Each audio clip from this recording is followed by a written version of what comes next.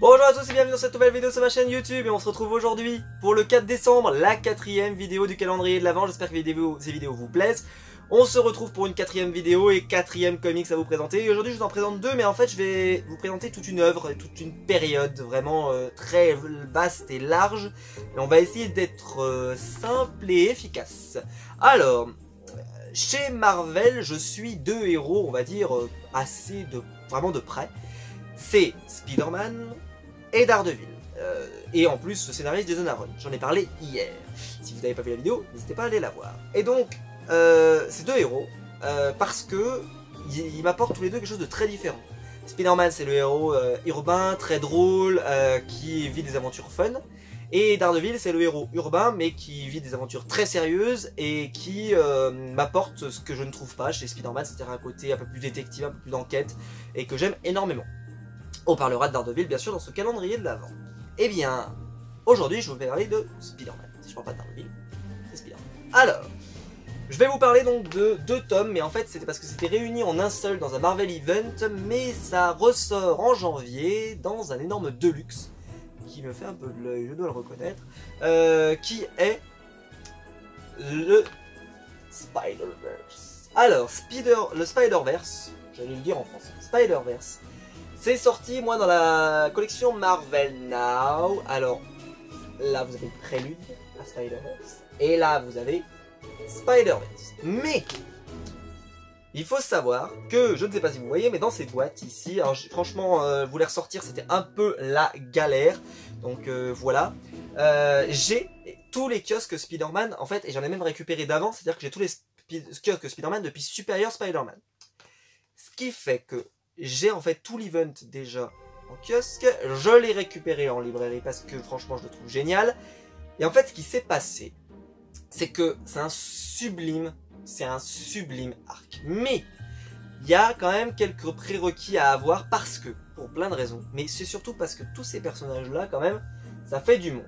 Et en fait, le problème vient de ces gens-là.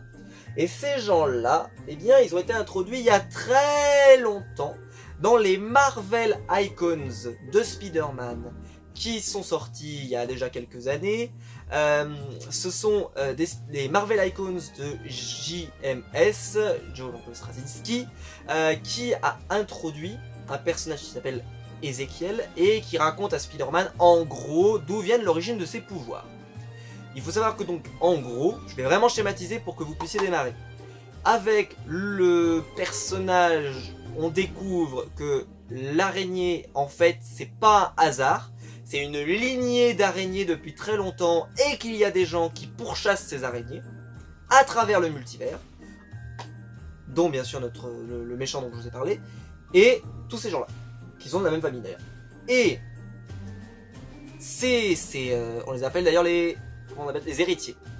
Et ben les héritiers, ils pourchassent les Spider-Man. Et alors qu'est-ce qui va se passer? Et ben ils sont pas bêtes les Spider-Man, et donc dans le prélude, eh bien ils vont, comment je pourrais vous dire ça? Ils vont se retrouver et s'allier pour résister plus facilement et pas se faire avoir les uns derrière les autres.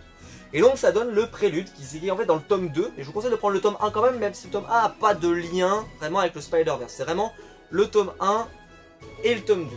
Alors en sachant que moi ça m'avait énervé à l'époque de sa sortie parce que il y a tous les numéros sauf le prélude, c'est-à-dire le prélude à tout ça, qui est sorti dans une saga complète, vous pouvez le trouver en kiosque, qui s'appelait Into the Spider, je sais pas quoi, Spider-Verse je crois, mais enfin bref, c'était un prélude à Spider-Verse, qui est sorti dans un Spider-Man hors série, Spider-Man Univers, je sais pas trop quoi, Spider-Man Univers 15 je crois.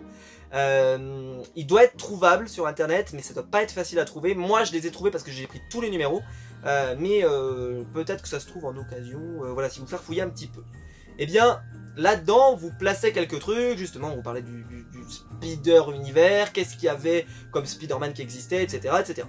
Et donc là, bah, ils se retrouvent. Et donc là, rien que sans cette couverture absolument sublime, je ne sais pas ce que vous en pensez, eh bien, vous avez donc Spider-Man, le Spider-Man qu'on connaît, mais vous pouvez très bien avoir également le Superior Spider-Man, vous pouvez avoir Spider-Gwen, vous pouvez avoir Miles Morales, vous pouvez avoir... Enfin, en fait, il y en a des tas. Vous pouvez avoir Silk, je ne la voyais pas, vous pouvez avoir Spider-Woman, vous pouvez avoir Ben Reilly, le Spider-Man 2099, et ce qui m'a énervé, Panini, parce que je m'énerve souvent contre Panini, eh bien, c'est qu'ils n'ont pas mis l'épisode de Spider-Man 2099, ces abrutis, qui normalement fait partie de Spider-Verse. Ça nous aurait fait une sublime intégrale s'ils l'avaient mis, et ils ne l'ont pas mis. Donc, j'ai dû m'acheter les kiosques pour l'avoir.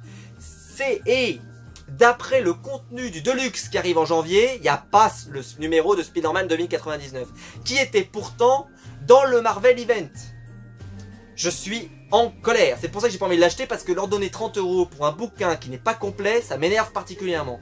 Donc ça veut dire que ça a encore été édité à l'arrache, ils n'ont même pas été capables de récupérer ce qu'ils avaient fait dans le Marvel Event, ça me met particulièrement en colère. Donc, là, les albums coûtent un petit peu moins cher, mais vu que ce sont 2 albums, au final, vous avez peut-être intérêt d'acheter le Deluxe, parce que ça se coûtera le même prix, à peu près. Le Deluxe c'est 32 €, et ça doit coûter 15, juste comme ça. Et qui coûte un tout petit peu plus cher, celui-là, combien il y a de numéros? Ah, il y a 6 numéros, et celui-là, il y en a 5. Alors peut-être qu'il coûte un peu moins cher, celui-là. Mais encore, parce qu'avec Panini, on n'est pas sûr.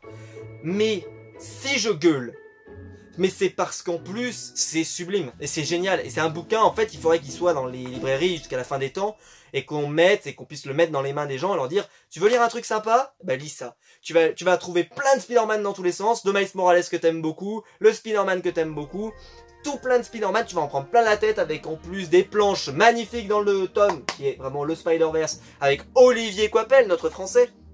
Je vais vous montrer quelques images où le mec, c'est simple, il s'est absolument pas foutu de nous, il a été absolument, voilà, avec ce genre de planche, déjà tu perds la vue, regardez-moi ce genre de truc, enfin franchement, elle est, regardez cette, non franchement c'est très très sérieux hein, comme travail. Bon, de toute façon Olivier Coipel est un dessinateur très très doué, hein, c'est pas une erreur sur le fait que il soit un des meilleurs dessinateurs chez Marvel et que on lui donne souvent sa chance.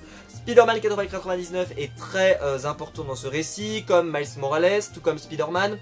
Également, il y a aussi le Superior Spider-Man qui est pas mal utilisé, il y en a voilà, un certain nombre. Et en fait, ils ont tous une petite place, mais ça fait une superbe œuvre. Je sais pas ce que vous pensez de cette cover, mais elle est particulièrement sublime selon mon avis. Mais ce qui m'énerve, voilà, c'est que si ils avaient fait leur boulot correctement, et ce que fait Urban par exemple, quand ils doivent éditer des choses, et bien, s'il vous manque des numéros, c'est pas grave, ils vont faire un bouquin à part, où ils vont, par exemple, quand ils ont sorti le Batman, où il y avait un crossover entre Nightwing, Batman, Detective Comics, et bien ils l'ont sorti à part, et ça s'appelle La Nuit des Monstres, et c'est à part, et on a tous les numéros, et donc si vous suivez que la série Batman, vous n'avez pas besoin de vous taper tous les tomes de Detective Comics, vous avez juste à lire, et c'est tout fait, et c'est facile. Et ben là, chez Panini, c'est jamais facile.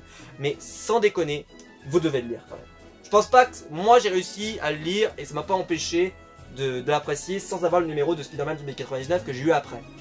Mais franchement, j'ai été un peu déçu qu'il soit pas dans le numéro. Et pareil, dans le Marvel Event, il y a le premier numéro de Spider-Man par exemple qu'ils auraient pu mettre là-dedans, mais pour ça c'est peut-être trop demandé. Voilà, j'espère que la vidéo vous aura plu, j'espère que ça vous aura donné envie. En tout cas, c'est génial. Ah ça, je l'étais pas assez dit, mais c'est sublime, hein. C'est vraiment génial. Je le garderai bien précieusement. Vous ne l'aurez pas celui-là. Moi, je le garde très précieusement. Je l'ai en kiosque, je l'ai en comme ça. Voilà, c'est vraiment un truc génial. Preuve, je ne le vends pas, alors pourtant je l'ai en deux fois. Donc normalement, ce genre de truc, c'est un peu les albums dont je me sépare. Qu'est-ce que je pourrais vous montrer comme planches qui sont folles? Faudrait que je vous en trouve une vraiment dingue, mais qui spoile pas, parce que c'est le problème. Attendez, je vais vous montrer un truc. Peut-être ça. Oh là là. Allez, celui-là. Voilà. Par exemple, ce genre de planches, voilà, qui sont très bien découpées. Ce style-là. Enfin voilà, je vais m'arrêter là parce que sinon je vais trop vous en montrer. Vraiment, je vous le recommande chaudement. Le tome 2, en fait, le tome 3, pardon, c'est juste Spider-Verse. Ça, c'est le prélude. Mais le prélude est hyper important. Donc il faut vraiment lire les deux ensemble parce que sinon vous allez manquer le début de l'histoire. C'est-à-dire la raison pour laquelle tout le monde se retrouve dans le même univers et qui fait qu'il va falloir aller se battre contre les héritiers. Voilà. J'espère que la vidéo vous aura plu, j'espère que j'ai été assez clair parce que c'est vrai que entre cette petite critique mais en même temps je pense qu'elle est nécessaire parce que dans ce calendrier de l'Avent j'ai envie de vous parler des choses qui m'ont animé, des choses que j'aime mais aussi des choses qui m'ont un petit peu... des fois où je me dis mais pourquoi? Et bien là c'est l'exemple même du truc où je me dis pourquoi. Voilà, j'espère que la vidéo vous aura plu quand même. Et oui, j'espère que vous préparez bien votre repas de Noël, vos cadeaux de Noël. J'espère que ça vous donne des idées. Et j'espère que la vidéo vous a plu. Si c'est le cas, vous la likez. Et puis vous vous abonnez si vous voulez revoir ma tête demain matin. quand vous lèverez pour partir au boulot, comme moi. Et si jamais vous avez aimé la vidéo, vous pouvez aller dans le lien YouTube et dans la description. Voilà, c'est pour aider la chaîne. Allez-y, ça fait toujours plaisir. Et quant à nous, on se retrouve demain pour une vidéo d'ici. Ah, d'ici. On revient sur du sérieux. On revient sur du d'ici.